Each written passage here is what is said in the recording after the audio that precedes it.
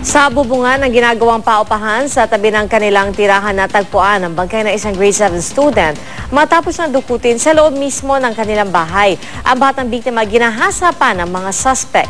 Balita natin ni Von Aquino.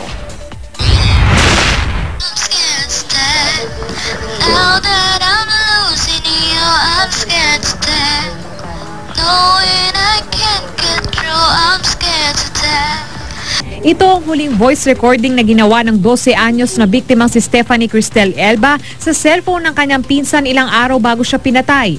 Ang pamagat ng kanta, I'm Scared to Death. Natagpo ang patay ang grade 7 student sa bubungan ng ginagawang paupahan sa tabi ng kanilang bahay.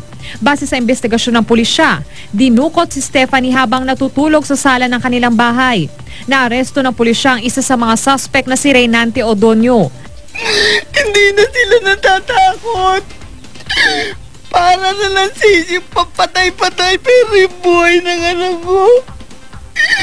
Kasama na akong pinapatay. Hanggang sa mga social networking site nga raw, puspusan ang paghahanap nila ng impormasyon tungkol sa dalawa pang suspect.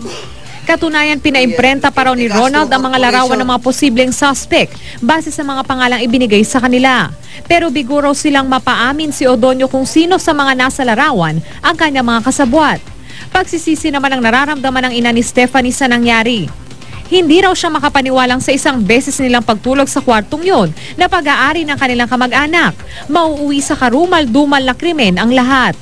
Hinala ng mga magulang ni Stephanie, binuksan ng mga suspect itong kanilang bintana upang makapasok yung isa sa kanila at matapos niyan ay binuksan nga niya itong pintuan upang makapasok pa yung dalawa pang suspect dito sa loob ng kanilang bahay at matapos niyan ay kinuha nila itong batang biktimang natutulog na si Stephanie.